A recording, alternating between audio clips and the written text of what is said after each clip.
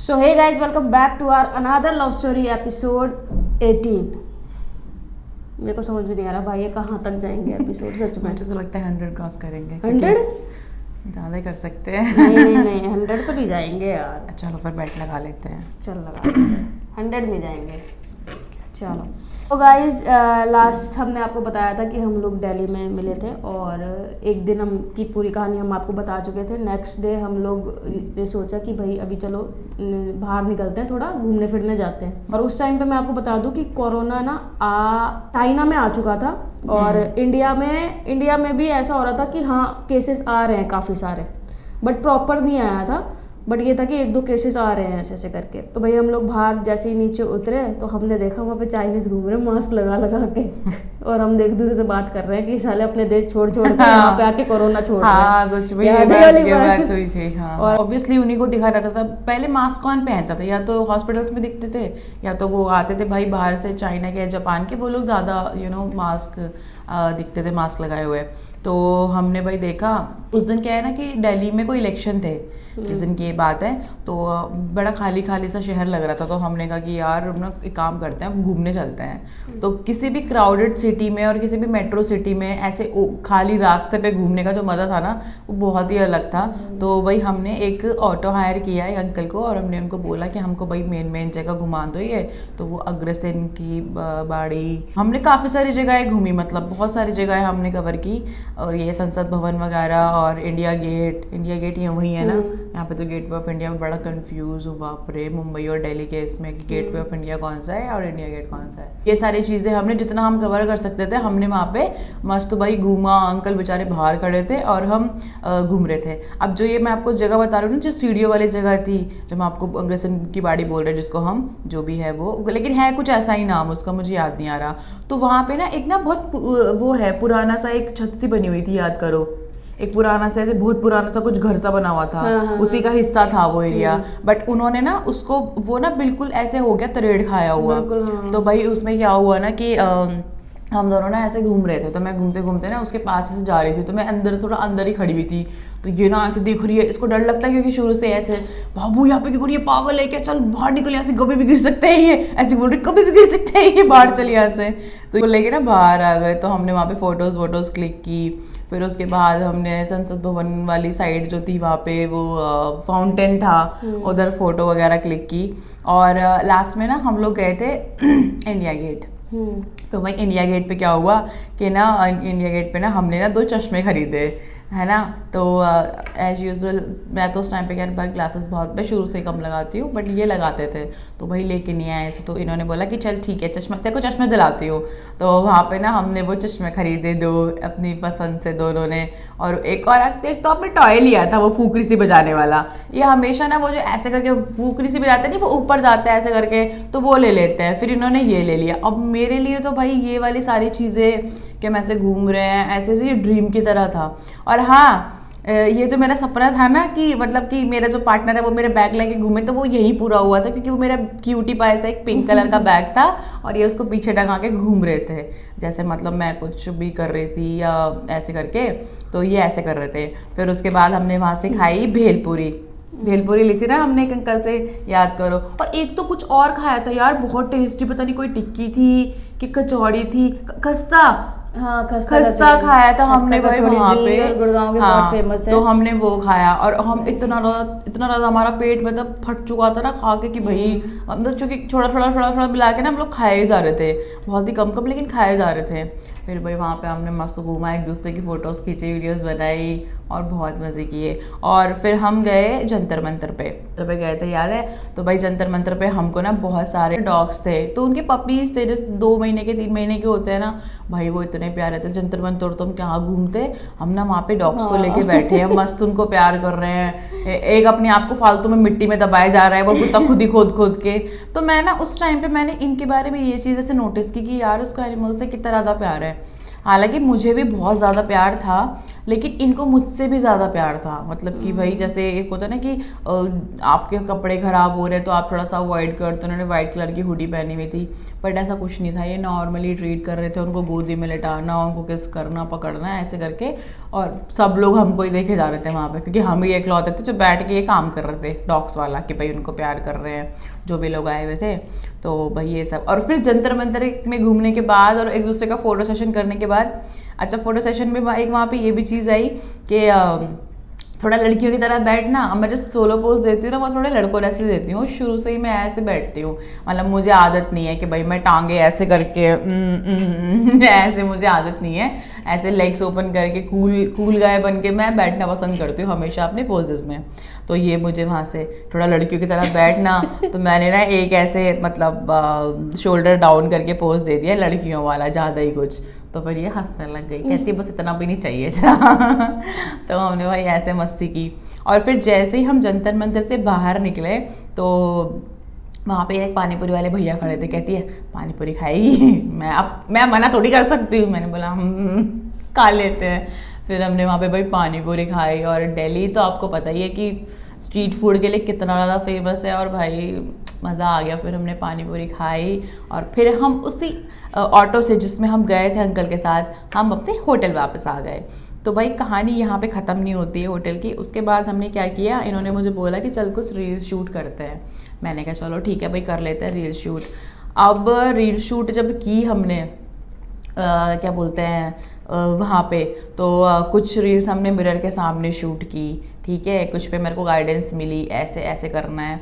उसके बाद हम कुछ फ़ोटो शूट कर रहे थे सीढ़ियों में बैठ के, तो मैंने तो भाई दे दिया ऐसे हॉट से पोज। मैंने कहा ये बड़ा मेरे को बोलती तो बंदों की तरह देती है पोज, दे दिए। फिर उसके बाद मैंने की सोलो फोटो निकाली। अब जो हमारा रूम था ना, उसके बिल्कुल बराबर से सीढ़ियाँ ना ऐसे कर्व में नीचे जा रही थी, वो तो बहुत सुंदर वो बताते ना कहानी अभी। तो इन्होंने मेरे को बोला सुन मेरी ना एक सोलो वीडियो बना, स्लो मोशन वीडियो बना, सॉरी। इन्होंने बोला तू ना मेरी एक स्लो मोशन वीडियो बना। मैंने बोला ठीक है। अब मैं ऐसे प्रोफेशनल कैमरामैन की तरह भाई फ़ोन पकड़ के अपना वीडियो बनाई थी। उस टाइम हमने एक्स से बनाई थी, आईफोन एक्स से बना रहे थे। तो मैं पकड़ के फ़ोन खड़ी हो गई। भाई जो इनकी क्या बोलते हैं, जो फर्स्ट ये सीढ़ियों पे से आ रहे थे ना स्टाइल मार के, चश्मा लगा के डूम डूम डूम करते हुए, और जब 2-3 सीढ़ियाँ बाकी थी ना, तो ये गिर गए सीढ़ियों से बहुत तेज, और सीढ़ियों पे गिरते रहे, मतलब सीढ़ियों पे ही लंबे हो गए बिल्कुल धड़ुम। और भाई जो मेरी हालत खराब हुई, मैंने कहा पक्का इसका तो मुंह फूटा होगा। बहुत गंदा गिरी थी, बहुत ही गंदा। पता नहीं वो वीडियो शायद मेरे पास, मेरे ख्याल से शायद हो वो वीडियो जिसमें ये गिरे थे बहुत गंदा। तो भाई ये बहुत ही गंदा गिरे, और फिर मैंने इनको उठाया। अब क्या होता है ना कि जैसे कि ना आप कुछ पर्सनल चीज़ों से लाइक वाकिफ नहीं होते, साथ में तो रह रहे हो, प्यार मोहब्बत तो है, लेकिन मतलब सब कुछ है, लेकिन फिर भी आप कुछ पर्सनल चीज़ों से वाकिफ नहीं होते। जैसे गिर गए, थोड़ा एम्बैरेसिंग लगता है ना पार्टनर के सामने, भाई अच्छा नहीं लगता, क्योंकि अब हम साथ में रह नहीं रहते, और कुछ पर्सनल चीज़ों के लिए इतना फ्रेंडली नहीं थे। अब जैसे ये अब मेरे सामने पुप्पू कर देती उस टाइम पे, तो मेरे लिए बहुत वो ऑकवर्ड सी सिचुएशन हो जाती सच में। तो मतलब मैं वैसी बातें बोल रही हूँ कि अब ताकि समझ पाओ कि तो मेरे लिए वो थोड़ी ऑकवर्ड सिचुएशन होती मेरे लिए, इनके लिए तो नहीं होती, इनका तो हाल ही ख़राब है। तो भाई ये गिर गई वहाँ पे, तो फिर अब मैं हंस भी नहीं सकती। तो मैंने इनको बोला कि उठाया। मैंने कहा कोई बात नहीं होता है, छोड़ो कोई बात नहीं, कुछ नहीं हुआ। ऐसे करके जैसे बच्चों को नहीं करते कि चींटी मर गई करके, मैं कहा कुछ नहीं हुआ। उसके बाद बोलती है रुक जा मैं दोबारा जाती हूँ। मैंने कहा ये मुँह पड़वा के ही मानेगी पक्का। तो 2-3 बार ये गए, और पता नहीं भाई वो वीडियो आज तक कभी पता नहीं डली थी कि नहीं डली थी, मुझे याद नहीं है, शायद टिकटॉक पे डली थी वो। हाँ, तो भाई वो ऐसे सीन हुआ था। तो भाई यहाँ पे हमारी ये फोटो सेशन और ये सब रोमांस खत्म होता हुआ, और फिर उसके बाद हमने रील्स जो अंदर आके बनाई वो भी खत्म हुई। फिर उसके बाद हमने ऐसे बातें की एक दूसरे के साथ, रोमांस किया, पारू किया। फिर पारू करने के बाद हमने वहाँ पर डिनर मंगाया, और मैं एज यूजुअल जैसे मैं डिनर खाती हूँ, मतलब मुझे पसंद है कि भाई मैं ऐसे सिखाऊंगी मस्त तरीके से। तो हमने भाई वो मस्त खाया पिया, और फिर हमने डांस वांस किया, ठीक है। तो भाई यहाँ पे ये चीज़ें हमारी ऐसी हो गई। अब ये चीज़ें तो हो गई यहाँ पे। अब एक कांड पड़ गया बहुत तगड़ा वाला, जैसा कि मैं अपने ऑफिस में बैंक में झूठ बोल के आई थी कि भाई मैं ऑफिस में ही हूँ और मैं कहीं गई नहीं हूँ। तो भाई वो कांड पड़ गया। अब कांड कैसे पड़ा कि मैंने जैसे बताया कि हमारे यहाँ पे टैब से अटेंडेंस लगती थी, तो मैं टैब तो मेरे पास ही होता था हमेशा। तो भाई मेरे पास मेरा टैब था, अब मेरे बॉस का आया मुझे कॉल अगली मॉर्निंग में कि मैडम कहाँ पर हो। मैंने बोला सर मैं तो यहीं पर हूँ ऐसे करके। और अच्छा मैंने यहाँ पे तो स्विच ऑफ कर रखा था, ये यहाँ की बात नहीं है, ये यहाँ की बात ये नहीं है, वापस जाके की कांड है। हुआ था। अच्छा बताती हूँ। तो भाई फिर ये हुआ और अगले दिन हम वहाँ पे 2 दिन के लिए तो रुके थे शायद, 2 दिन रुके हाँ 2 दिन के लिए रुके थे। तो अगले दिन हमको जाना था वापस। तो ये तो ट्रेन, अब तो ट्रेन से ही गए थे ना वापस, और मैं ट्रेन से गई थी, मैं बस से गई थी, हाँ मैं बस से गई थी। तो इन्होंने पहले मेरे को ट्रेन मतलब मेरे को पहले उन्होंने बस स्टैंड पे छोड़ा, जो मेरी ट्रेन थी आनंद विहार, यस मेरी ट्रेन बस वहाँ से थी। तो इन्होंने मेरे को बस में बिठाया और ये उसके बाद वहाँ से निकले अपनी ट्रेन के लिए। मेरी ट्रेन थी शाम को 4 बजे। तो मेरे को भाई थोड़ा सा ना ये मतलब सिचुएशन थोड़ी लग रही थी अजीब सी कि मैं इनको छोड़ने नहीं जा रही, या फिर ये मेरे को छोड़ के जा रहे हैं और अब ये वहाँ पे वेट करेंगे, क्योंकि हम सुबह निकल चुके थे वहाँ से, क्योंकि मेरे को मेरी ट्रेन बस थी मेरी, हाँ मेरी बस सुबह 11 से 12 का ही टाइम था और इनकी शाम को 4 बजे, तो वो 4 घंटे का ही गैप था। तो मैंने कहा ठीक है। तो फिर उसके बाद ये मेरे को छोड़ के भाई अपने चले गए और फिर उतना हम बातें करते रहे, तेरी बस चली कि नहीं चली, आराम से जाना, ये वो फलाना ढिमकाना, चलो भाई। तो और ये अपनी ट्रेन से निकल गए। अब जब हम मिल लेते थे ना अच्छा मन भर के जी भर के, और मैंने यहाँ पे अपने स्विच ऑफ कर रखे थे, यहाँ पे आने के बाद मैंने स्विच ऑफ कर दिए थे। उसके बाद मैंने कहा अब तो भाई जो होगा देखा जाएगा। तो मैं वापस जैसे ही पहुंची तो मैंने जैसे ही अपना स्विच ऑन किया तो मेरे जितने भी L1 L2 थे सबके पास चले गए नोटिफिकेशन कि मैडम ने अपना फ़ोन ऑन कर लिया है। उसके बाद मुझे तुरंत फ़ोन आया, मैंने उस टाइम तक तो उठाया नहीं। मैंने कहा अगर एकदम उठाऊंगी तो भाई तगड़े कलेश पड़ जाएगा, पहले आराम से नहावा लेती हूँ पहुँच के और फिर अपना फ्रेश होके कुछ खा पी लेती हूँ, क्योंकि खाने की हालत में मुझे वापस छोड़ेंगे नहीं वो तो सुना देंगे। तो मैंने इतना वेट किया और फिर जाके मैंने कॉल उठाया बहुत नॉर्मल तरीके से, हाँ जी सर। मैडम आप कहाँ पर हो? मैं सर यहीं पर हूँ। मैडम फ़ोन क्यों बंद था आपका? तो भाई मैं अब यहाँ पे तो मैं झूठ बोल नहीं सकती, तो मैंने उनको ऐसा बोला कि मैं अपने घर गई थी और मुझे छुट्टी नहीं मिल पा रही थी तो मैंने स्विच ऑफ कर लिया। मैडम ये तरीका आपका बड़ा अच्छा है, स्विच ऑफ कर लो, कोई काम ही नहीं है आपको, कोई केस के बारे में इन्फॉर्मेशन नहीं है, कुछ पूछना हो तो मैं किसको पूछूंगा। तो अच्छा मैडम कहाँ गए थे? हरिद्वार गए थे आप? अच्छा घर पे सब ठीक? मैंने बोला हाँ जी सब ठीक। मैंने कहा ठीक है भाई, बॉस नॉर्मली पूछ रहा है तो कोई दिक्कत नहीं है। अब मेरे को तो दिमाग थोड़ी जा रहा है कि वो सरकास्टिक वे में पूछ रहे हैं मुझसे। तो मैडम आप पक्का हरिद्वार थे? मैंने बोला हाँ जी मैं तो हरिद्वार में ही थी। मैंने कहा मम्मी से बात करानी है क्या? मैं बहुत कॉन्फिडेंटली मैंने ये चीज़ बोल दी, जबकि ऐसा कुछ नहीं था कि मैंने घर पे बोला है कि भाई मेरे सर फ़ोन करेंगे और बात करो, वो थे भी नहीं ऐसे।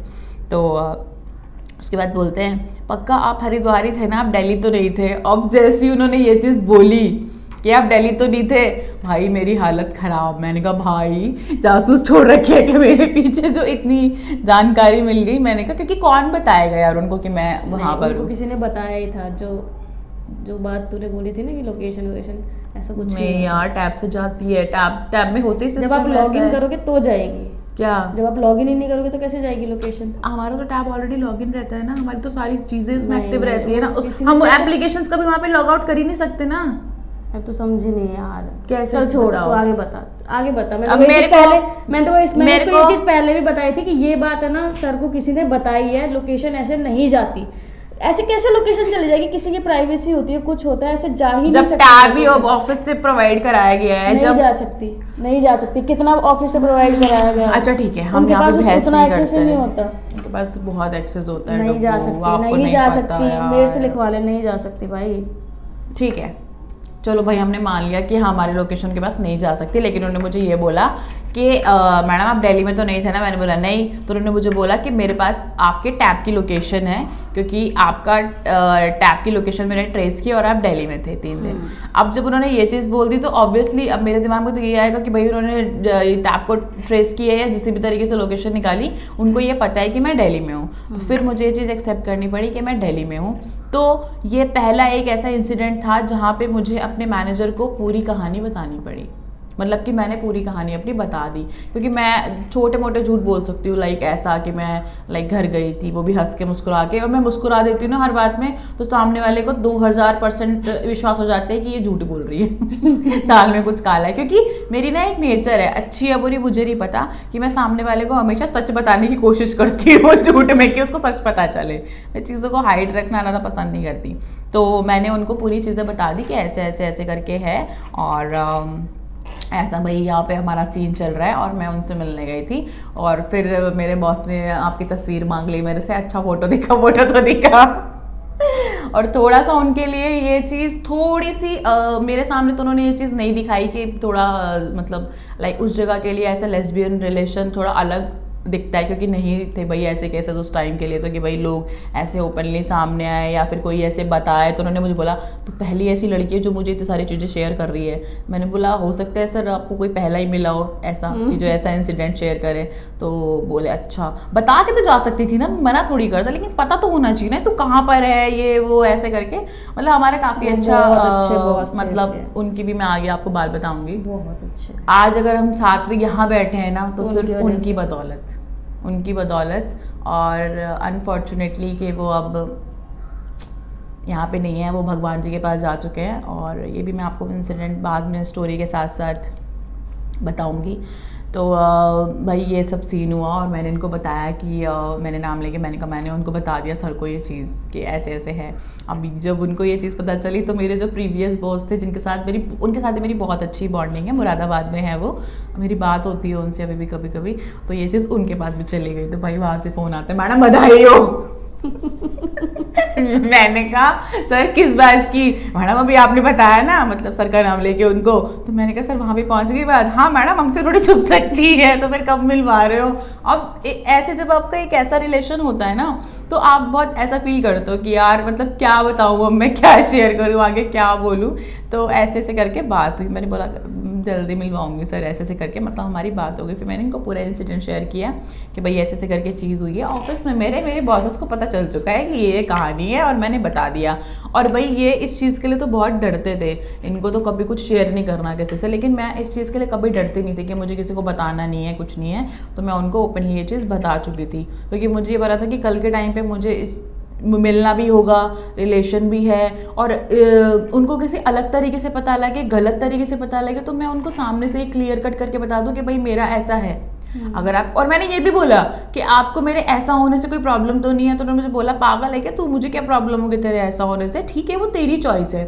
इस चीज़ पे मेरे बॉस से मेरी 1 घंटा बात हुई फ़ोन पे और उन्होंने मुझे इसके लिए बहुत समझाया कि देखो तेरी चॉइस है, तू मैच्योर है अपनी लाइफ के डिसीजंस लेने के लिए, और जैसा तेरे को अच्छा लगे, सिर्फ और सिर्फ सामने वाला जो पार्टनर तूने चूज़ किया वो तेरे लिए अच्छा होना चाहिए और कुछ नहीं। क्योंकि मैं तुझे जानता हूँ, मैं उसे नहीं जानता, क्योंकि मेरी नेचर उनको पता थी कि बहुत चाइल्डिश सी नेचर है। यहाँ तक कि मेरे बॉस भी मुझे ही बोलते थे, इनके सामने तक मेरे बॉस ने बात बोली है कि मैडम थोड़े बड़े हो जाओ, मैडम प्लीज़ बी मैच्योर।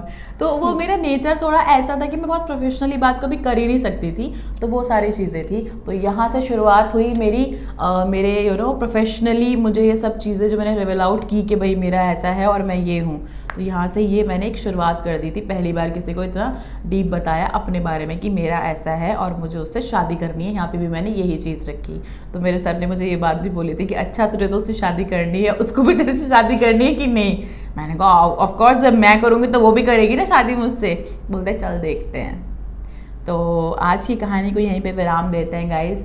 आगे मैं आपको इसके बाद की बात बताऊंगी, और ये भी मैं बता दूं कि ये हमारी अब आखिरी मुलाकात थी। हाँ, क्योंकि इसके बाद लॉकडाउन लग चुका है, तो ये हमारी है आखिरी मुलाकात। ये हमारे लॉन्ग डिस्टेंस की आखिरी मुलाकात।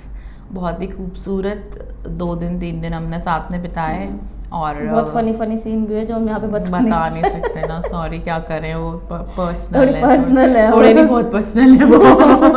तो चलो गाइज आज के लिए इतना ही। आई होप हमारी आपको ये चीज़ें पसंद आई होंगी और आपको ये चीज़ों में काफ़ी हेल्प मिल पाएगी। जैसे कि आप अपनी वर्क प्लेस पे होते हो तो आप, जैसे बहुत सारे लोग बहुत हेजिटेट फील करते हैं चीज़ों को लेके, तो आप अपनी चीज़ों को जब तक बोलोगे नहीं यार, बिंदास जब तक नहीं बताओगे, जब तक आप खुद को एक्सेप्ट नहीं करोगे। मैं अपने आप को लेके इतनी कॉन्फिडेंट थी कि मैं जो हूँ मैं हूँ और मैं वो चीज़ एक्सेप्ट करती हूँ और मैं उसमें गलत नहीं हूँ, तो मैं सामने वाले को वो चीज़ क्यों ना रखूँ? मैं भी नहीं थी, सही बताऊँ, मैं बहुत कॉन्फिडेंट थी इस चीज़ के लिए। और मैंने एक ही बार में पूरी कहानी बता डाली कि ऐसे ऐसे मिले, ऐसा ऐसा हुआ और अभी ऐसे ऐसे रिलेशन में और मेरे को उससे शादी करनी है। यहाँ तक कि उन्होंने मुझे, क्योंकि हमारे बहुत अच्छे टर्म्स है, तो सर ने मुझे ये तक भी पूछा कि फैमिली में ये चीज़ें पता है, मम्मी को भी ये चीज़ें पता है? मैंने बोला नहीं। तो उन्होंने कहा कि ठीक है कोई बात नहीं, घर पे भी लेकिन बात तुम कर लेना इसके लिए। तो वहाँ से भी मेरे को बहुत सपोर्ट मिला।